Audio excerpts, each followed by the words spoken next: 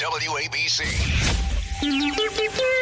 It's the 77 WABC News Hour. Talking the news with Noah Layden. All the news you need to know with Joe Nolan, traffic, Justin Ellick, sports. And now, Talking the news with Noah on 77 WABC. Yes, that's me, 5 o'clock. Good morning. It is Thursday, December 19th. Your forecast from the Ramsey Mazda Weather Center. Sunshine this morning. A few afternoon clouds, high 44. And then tonight and overnight, cloudy, low 35. And then Friday's going to be a mix of snow and rain. So we'll see snow showers in the morning. At least here in the city, it's not going to accumulate to anything. But a mix of rain and snow in the afternoon, high 38. If you are walking out the door with us right now, 45 and cloudy in Sag Harbor out on Long Island. It's 40 and cloudy in Boonton over in New Jersey. And it's 42, and we'll call it broken clouds right outside our Midtown studios. We got a lot to get to as we work our way up. 6 o'clock hour, Sid and Friends in the morning. We had a very nice holiday party, Christmas party right here at 77 WABC last night. A lot of people joining in, toasting each other, looking forward to 2025. And I had this great moment that I probably should say for Sid and Friends, but I'll tell you the story now. So I went to the party. It was a lot of fun to hang out with coworkers. I left the party, get on the subway to take it to the PATH train so I can go back home last night. And I'm leaning against the door of the subway, and this guy comes up to me and he goes, "Hey, I just want to tell you that I listen to you every single day." So I was like, "Oh, thank you very much." And then he's, saying, "Hey, I don't miss a day, Monday to Friday. I'm a big fan." And I said, "Oh, that's great. Thank you. That's really nice of you. Thanks for, coming up to me." And so I'm feeling kind of good about myself, of getting recognized on the subway. And then as he gets off the train, I was getting off at 33rd Street, and he got off at whatever, I guess it was 42nd Street. As he's getting off at 42nd Street, he says, "See you later, Sid." He thought I was Sid Rosenberg. How great is that? So there I was feeling all good about myself, and then I felt very deflated that, it's a compliment, I guess, to be confused for Sid, but very funny that he thought I was Sid Rosenberg. The Teamsters Union going to launch a strike against Amazon that apparently is going to start this morning. It includes multiple facilities, one in here in New York, Illinois, Georgia, California. The union says thousands of Amazon workers going to walk off the job about an hour from now. And, of course, it's worst time of year for this to happen. Now, we're getting all different kinds of view on this. The union, the Teamsters, that represents some of these third-party workers, it's a confusing story.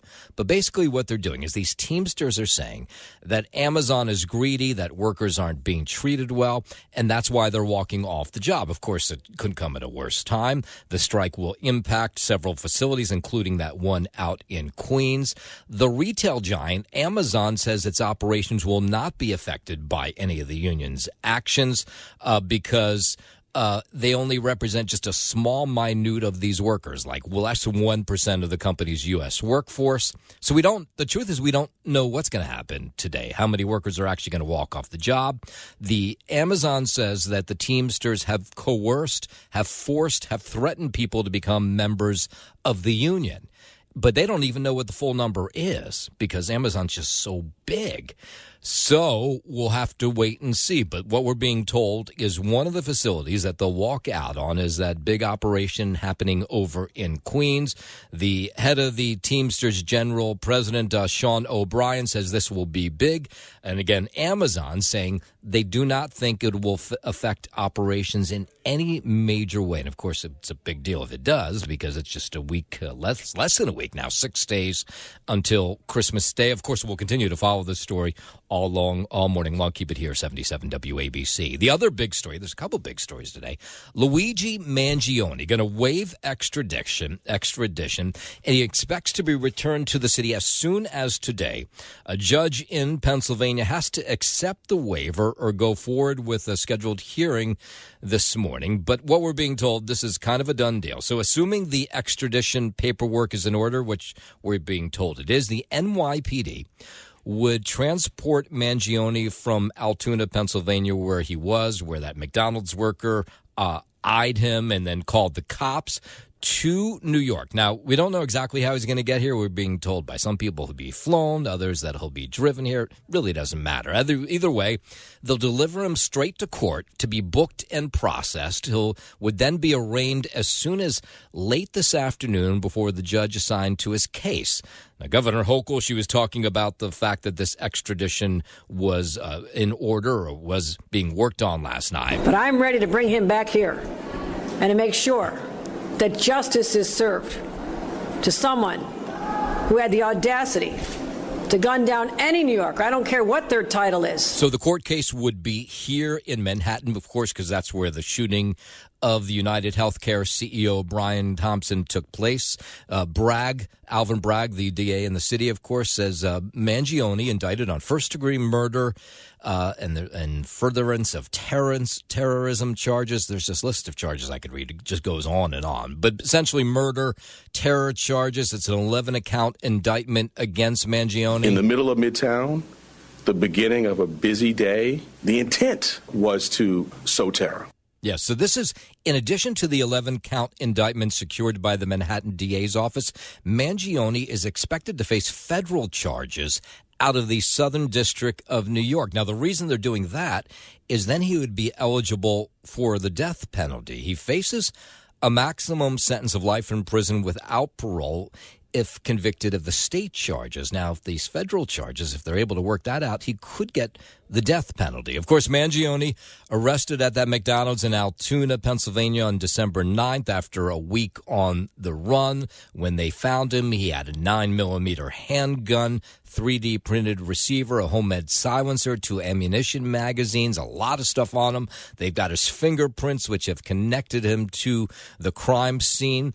Mangione has hired Karen Friedman and Jill Philo, I might be butchering her name, as his lawyer here in New York. She was a 25-year veteran of the Manhattan DA's office and was in second command for 8 years there. So again, Mangione, we're being told it's a done deal, has agreed to extradition here to New York to stand trial, and we're being told that he could be in front of a judge as soon as this afternoon. WABC News Time 5:08. The CDC confirming the first case of severe bird flu in the U.S. Officials with the U.S. Centers for Disease Control and Prevention said the Louisiana patient had been exposed to sick or dead birds in a backyard flock.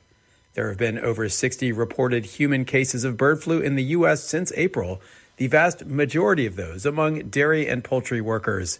The agency urged anyone with exposure to birds, such as those with backyard chicken flocks, to take precautions. Bird flu has been linked with severe human illness and death in other countries. However, there's been no documented spread of the virus from person to person, and U.S. health officials believe the risk to the general public is low. Ira Spitzer, San Francisco. WABC News Time 5:09. Let's go down to Washington. Republicans want the border to be addressed immediately when President-elect Trump takes office. He's promised to do so. Texas Congressman Brian Babin is confident that the policies of the last administration, the Biden White House, will be rolled back. To ensure that the American people are protected from those who seek to destroy our way of life and to right the wrongs of this previous administration. The Republican House Border Security Caucus gearing up for another push at passing the Secure the Border Act. It passed the House last year, but it died in the Senate. It includes funding to complete the border wall, change in asylum standards, and the expansion of family detention centers. Nearly 100 people identified on our terrorist watch list were released and allowed to roam in our country freely. And the argument from these Republicans, of course, is that the American public wants border security. That's why they voted for Donald Trump. They knew that Donald Trump was a man who would put this country back on the right track. And, of course, Trump vowing these mass deportations of illegal immigrants, and some of his staunchest supporters want that to include those who are awaiting a court hearing.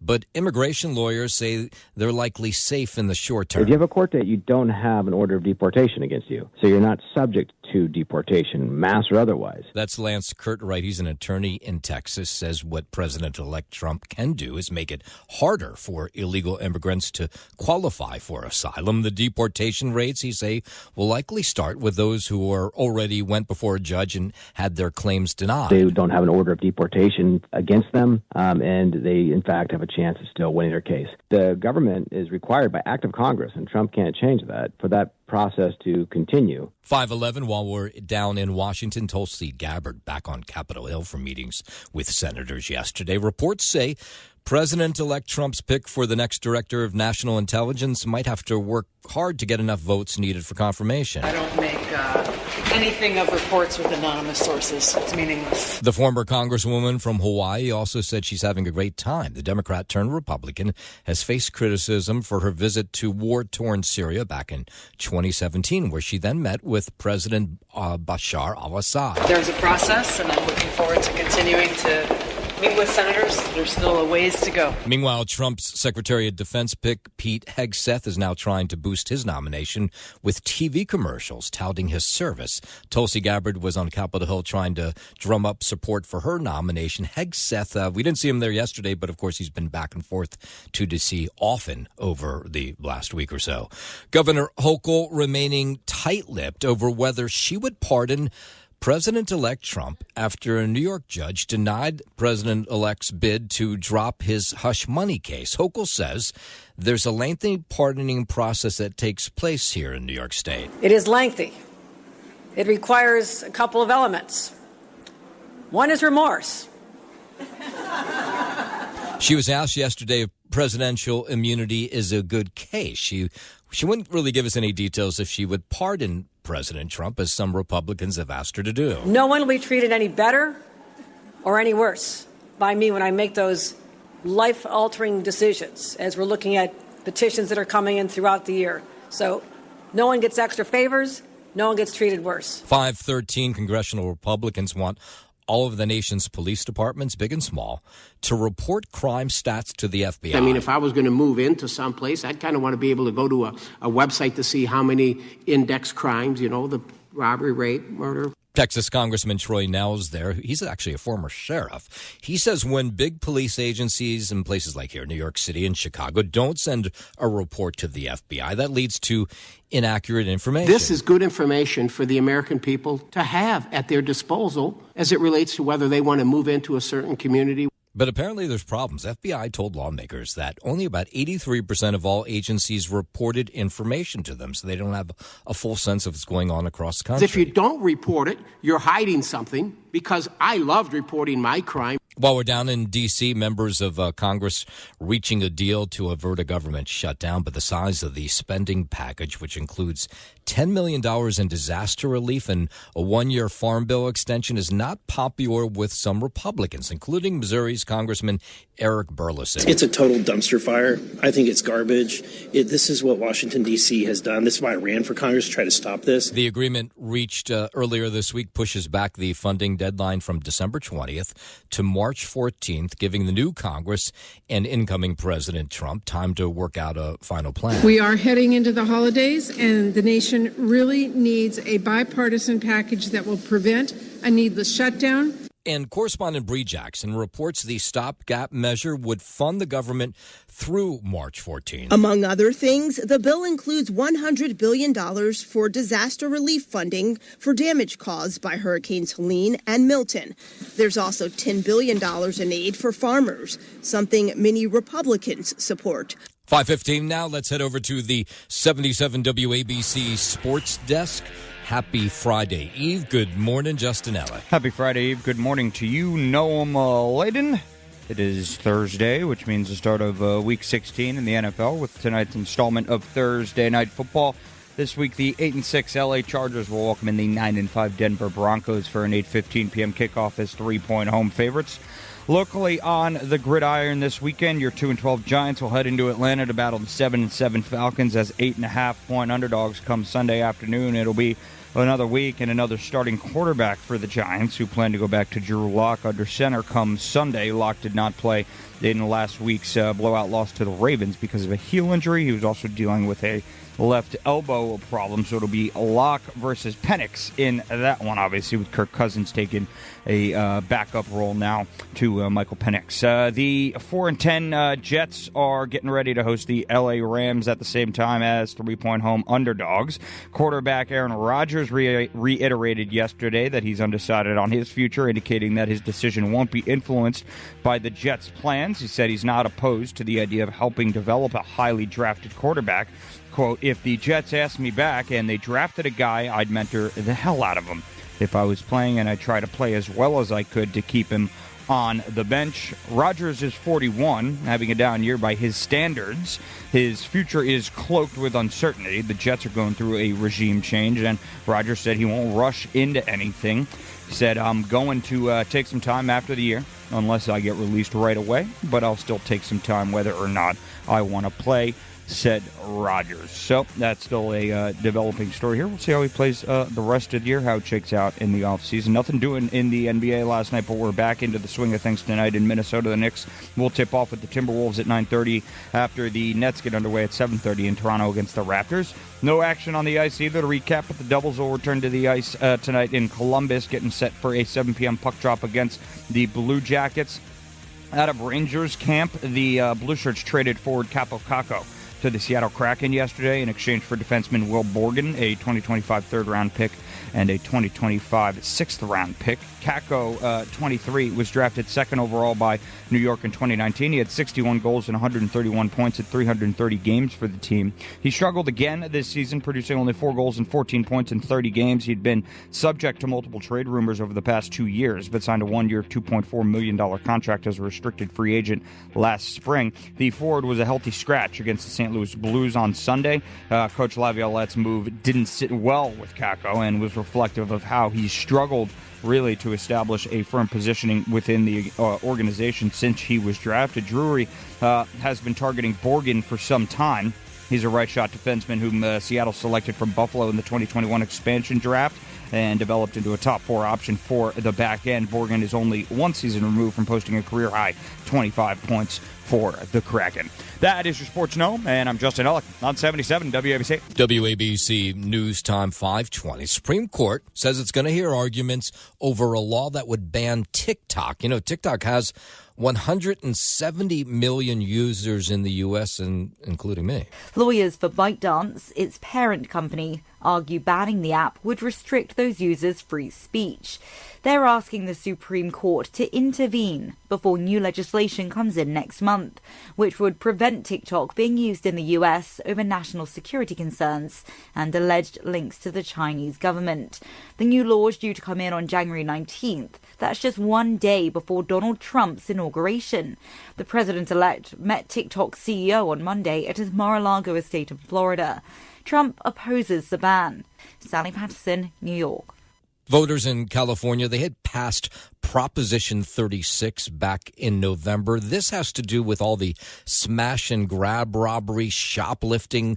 People in California are sick and tired of shoplifters getting a slap on the hand. So Proposition 36, it goes into effect today. It makes repeat offenses for crimes like shoplifting or smash and grab robberies a felony and increases penalties for drug dealers. One of the sheriffs in Riverside County says it's not going to be an easy task, but they're ready to round up these folks. This is going to be me working with the DA, with all of our chiefs of police and the Board of Supervisors to figure out how we're going to get more beds available for the arrestees that absolutely need to be held in custody. It makes repeat offenses for crimes like shoplifting, those smash and grab robberies, a felony now. A fast track to state prison and $100,000 plus, $110,000, $20,000, $30,000 a year that the taxpayers will bear with no real outcome. Yeah, but California's Proposition 36 was big. 68% of voters gave it the thumbs up back in November.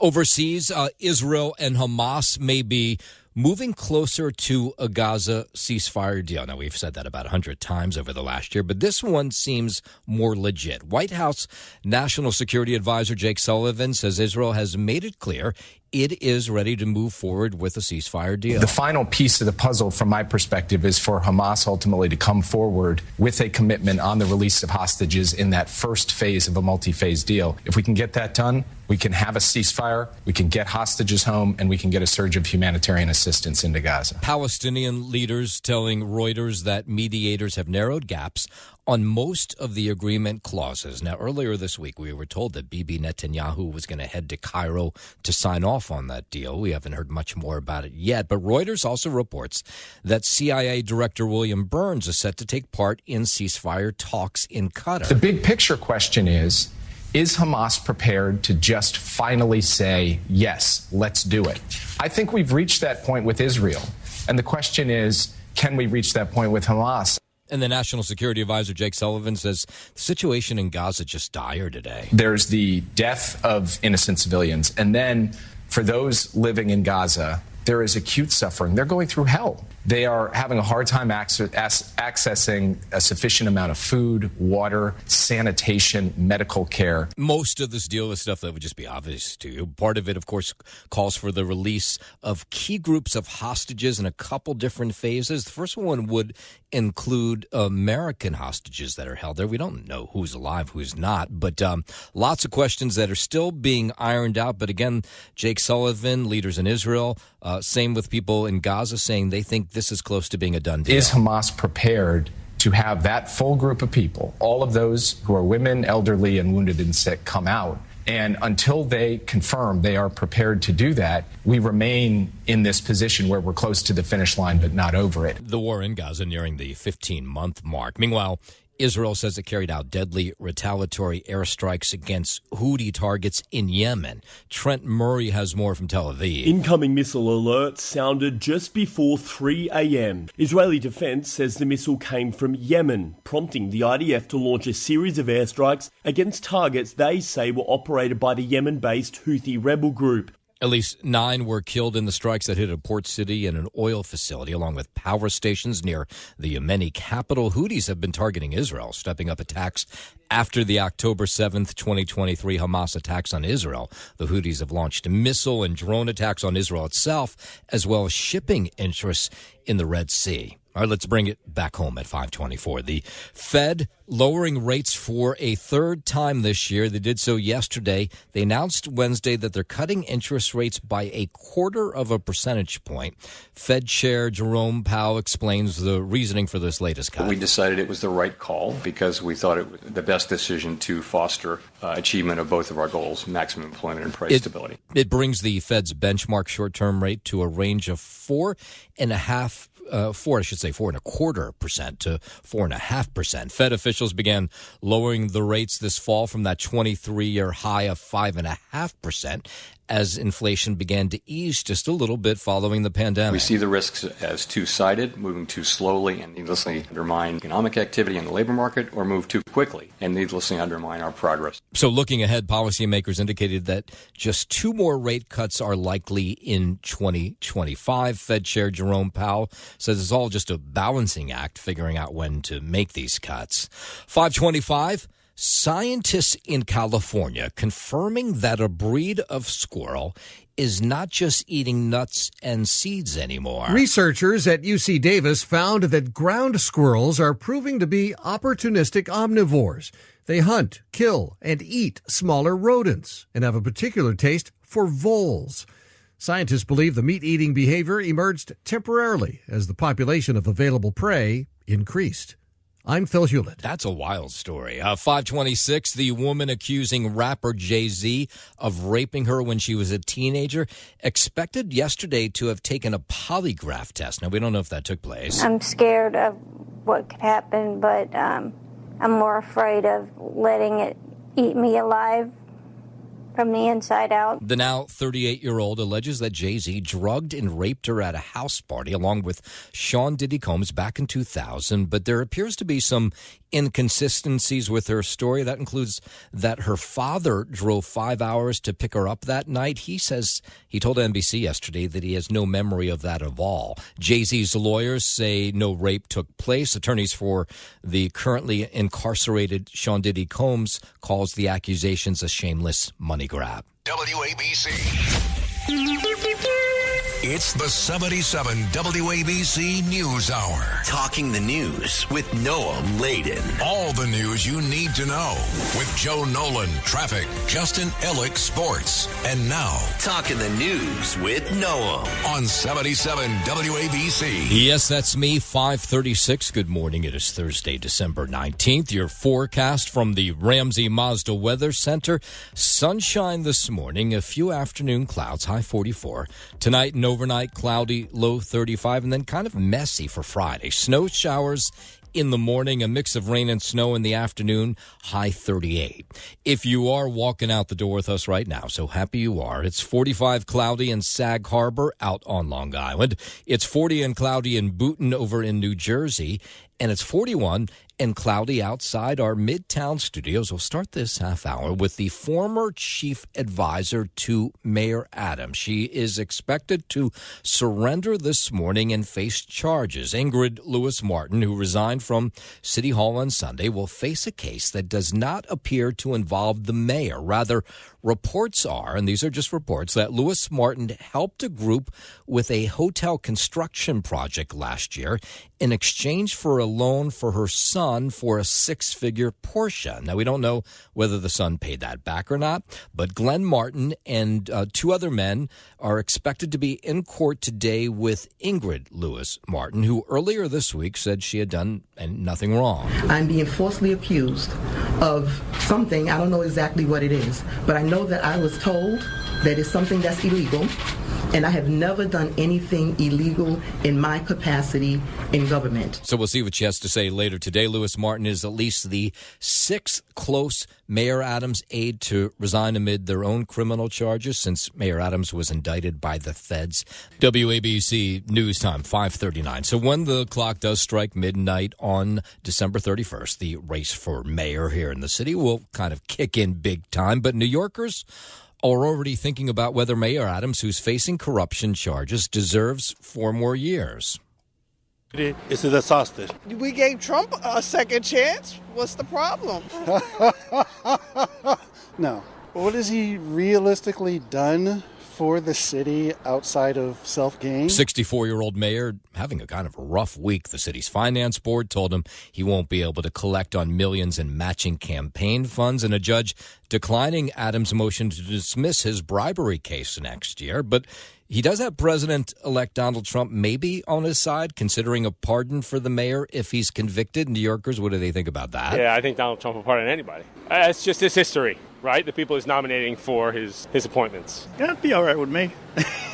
It might have been lawfare because he went against Biden, with the immigrants, and there might have been a little retribution, get back at him. And, of course, later today, as we just mentioned, his former top advisor, Ingrid Lewis-Martin, going to face a courtroom down in Lower Manhattan. 5:41. I'm very proud of myself that I've now made it 41 minutes into this program, and I have not mentioned the word DRONE.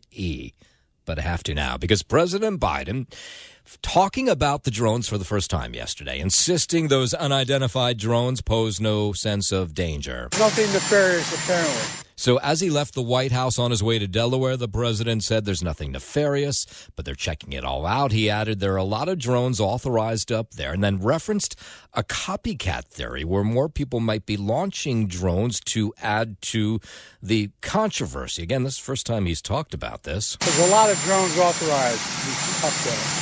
I think one started and they all got it. Everybody wanted to get in the deal. But we're following it closely. Yeah, that's not really that comforting from him. But reps from the FBI, CIA, National Intelligence telling lawmakers earlier this week that it's okay, nothing bizarre going on in the skies. With all of the recent sightings, the FAA has put out a video now that it says will help people better identify drones, because at least what they're saying in Washington is that us here in New Jersey and other places where these drones have been spotted sometimes are staring at planes, not at drones. So now they want to educate us. The night sky is full of lights. But ever wonder what some of those moving lights are? Explains how aircraft, including drones, are required to have certain lights. The FAA says drones are required to have a strong strobe light visible for at least 3 miles. The video hopes to help folks identify planes better instead of mistaking them for drones. Small airplanes. Wait, did they need to put that weird music in the background? Small airplanes typically have red and green wingtip lights, oh my God, along really? with white strobe lights and a flashing red beacon. Nothing like having government officials talk to us like we're dopes. Meanwhile, lawmakers across the Hudson Valley say they just continue to receive calls about drone sightings there.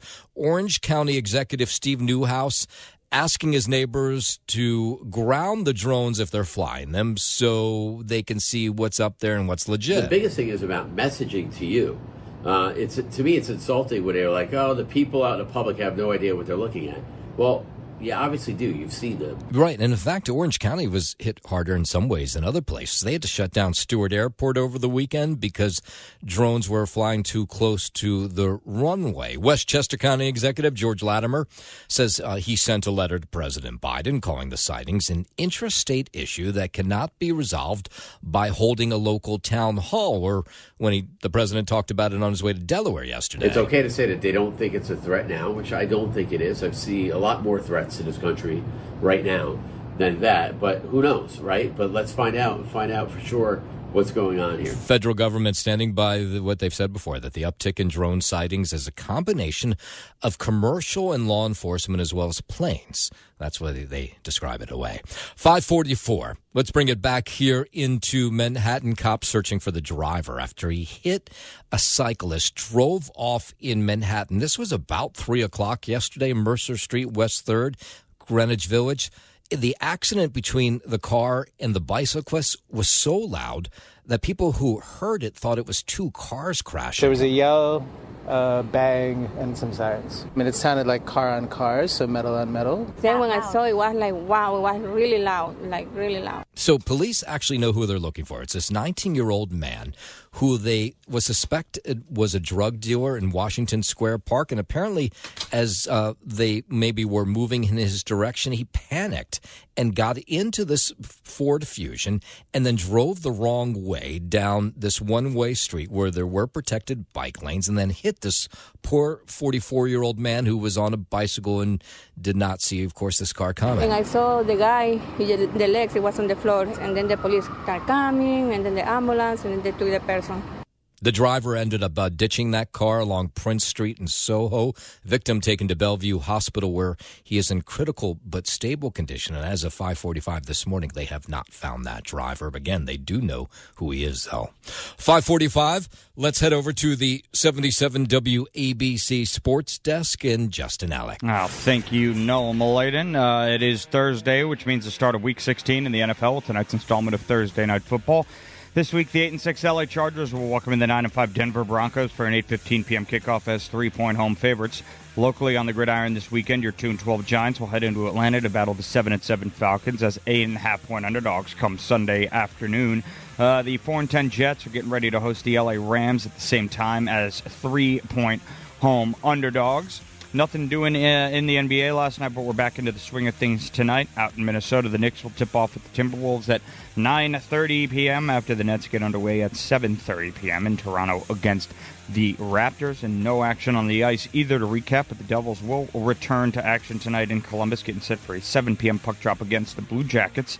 At a Rangers camp, the Blue Shirts traded forward Capo Caco to the Seattle Kraken yesterday in exchange for defenseman Will Borgen, a 2025 third-round pick and 2025 sixth-round pick, I should say. Drury has been targeting Borgen for some time. He's a right-shot defenseman whom Seattle selected from Buffalo in the 2021 expansion draft and developed into a top 4 option for the back end. Borgen is only a season removed from posting a career-high 25 points for the Kraken. That's your Sports Know, and I'm Justin Alec on 77 WABC. WABC News Time 5:48. We were talking about drones before, and just getting some breaking news on drones. The FAA going to ban drone operations in several areas of New Jersey until January 17th without special permission from the government. It's due, what they say, is to special security reasons. We're just getting this just moments ago. The temporary flight restrictions have been implemented in the following locations. So this is as of today. It would be Cedar Grove. The list is just long. But some of the big towns, Cedar Grove, North Brunswick, South Brunswick, Edison, Jersey City, Bayonne, Clifton, Kearney. Those are some of the towns that will have this drone ban that goes into effect today. So you can't fly them, and they get special permission from the government. 5:49. Let's bring it back here into the city. A Chinese national pleading guilty to helping establish a secret Chinese police station in Lower Manhattan and occupied an entire floor in a building in Chinatown until the FBI got wind of it and shut it down back in the fall of 2022. New York City is home to New York's finest, the NYPD. We don't need or want a secret police station in our great city. Some of the prosecutors, police, all involved in this case. Chen Jinping, a Manhattan man, in federal court yesterday, where he pled guilty to operating the secret police station on behalf of the People's Republic of China. The Chinese National Police appear to have been using the station to track a U.S. resident on U.S. soil. Jinping will be sentenced in May. The MTA urging drivers to make sure their Easy Pass accounts are up to date with congestion pricing in Manhattan, which is set to start, of course, on January 5th. Charlie Zen is with the MTA. He spoke about this at the agency's final board meeting of the year yesterday. In order to get a crossing credit, your Easy Pass account must have your current vehicle's license plate. So we emphasize again, update your Easy Pass account. That way you get the best possible toll rate. That way you get crossing credits during the peak period. Yeah, so it's like a $3 credit. Now, for everybody else, it'll be $9. Officials say an Easy Pass from any state will work to pay the bill, but if you're applying for a discount or an exemption, drivers must have a New York Easy Pass. Well, that's confusing. So do you not get the exemption if you come in from New Jersey with the New Jersey Easy Pass? Great question. Don't know. The $9 toll will be to drive south of 60th Street in Manhattan. Charlie Zen says, folks, if you don't have the Easy Pass, you won't get those discounts. If your license plate is not associated with an Easy Pass account, let's say you change license plates, you change vehicles, what happens is you get a tolls by mail bill instead. Tolls by mail bills are more expensive and less convenient to pay. All right. So, in other words, they're, strong-arming you into getting an Easy Pass if you don't already have one. If you are not granted that discount or exemption by January 5th, you pay the congestion relief zone toll until it is granted. So we urge people to apply now. Don't you think they're just going to screw this whole thing up with the exemptions? I hope they don't. But, you get the sense they're not going to get it right. Meanwhile, there's a good chance fares are going up for those using MTA Transit. So it's not enough they're getting money from drivers. This is people for use bridges, tunnels, subways. MTA officials approving a budget yesterday that includes a 4% fare hike for those using the subways, Metro North, LIRR, and bridges and tunnels. This would start in August of next year. So we're trying to make sure that little incremental fare increases that don't break anyone's pocketbook are part of the picture. Yes, so the toll would go up to $3. MTA Chair Jano Lieber says they have to raise fares to keep up with the rising costs. But riders say, enough already. Stop taking money out of our pocket. That's really terrible. It's ridiculous. Delays and all the mess ups, they should just bring it down a little bit instead of bringing it up. Now, we always do this thing where they have a public hearing where we get to weigh in, you and I, about whether we want these fare hikes. And of course, rarely does anybody speak out in favor of them, but they don't pay attention to these public hearings. It's nothing. They've decided they're going to raise the fare in August, and so that's likely going to happen. It adds up, so, that 10, 15 cents can go a long way. Shouldn't keep raising it every 2 years. They should leave it at $3 for at least, a long time. Yeah, he's right about that. The MTA typically raises fares by around 4% every other year. Governor Hochul announcing the deployment of 250 more National Guard members into the subway system during this holiday season. It's on top of the 750 members sent into the system back in March to address that rash of crime. Here she was talking about this yesterday. It's clear to me, as I've heard from many people, that the presence of the National Guard has made not just a physical difference, but a psychological difference in how they feel about safety. Now, Hochul claims subway crime has fallen 10% since March, since they put those National Guard members down below on the platforms and in subways. A state investigation in New Jersey shows that New Jersey police troopers routinely give drivers preferential treatment if they have one of those police courtesy cards. The state controller's office reviewed body camera footage of more than 500 no enforcement stops, even when the motorists were pulled over for speeding or suspected drunk driving. 1 out of 4 drivers got off the hook without an arrest or ticket if they showed a PBA or FOP card, presented a police badge, or said they had a family member or friend in law enforcement. The stops occurred during a 10-day period in December 2022, in which there were 689 traffic deaths in New Jersey. So far, no comment from New Jersey State Police. I'm Sarah Lee Kessler. 5:55. Who steals a Christmas tree from a church? Well, apparently somebody did. The Thiels Garnerville United Methodist Church that's up in the Hudson Valley says someone stole a Christmas tree from their property sometime overnight between Monday and Tuesday. It stood outside their front entrance for years during the holidays. The tree, they said, gave the gift of warmth, meaning that people could attach winter weather gear to it, like gloves, scarves, and hats for those in need. And those people in the community who needed those things knew that they would show up at this tree and take these things that were actually sewn by people who belong to this church. There's like a crochet group that makes all of those items, and then someone goes and steals that Christmas tree. The very next morning, I came to the church, and then I noticed the tree was gone. That's the priest of the church. He says, that's Pastor Kwok, who says he can't believe someone would steal the church with all these items on it that are meant for people who don't have money for those items. The Christmas season is much more than just a holiday, and then to us, because through Christmas, we want to share the love, we want to share hope, and we want to share peace with people. Again, so this church has a Christmas tree in front of its church where the members crochet items like hats and gloves for people in the community who have no money, and someone stole that tree that had those gloves and hats on them. So I will say that the priest there, Father Kwok, says he's actually okay if someone who stole the tree needed those items on the tree. We are so sad that tree was gone like that, but we pray that the tree and the mittens, the collected items, are with someone who are in need. All right. Well, maybe I guess that would be the upside if someone in need got them. By the way, police, they are okay with that, but they're still investigating this as a theft.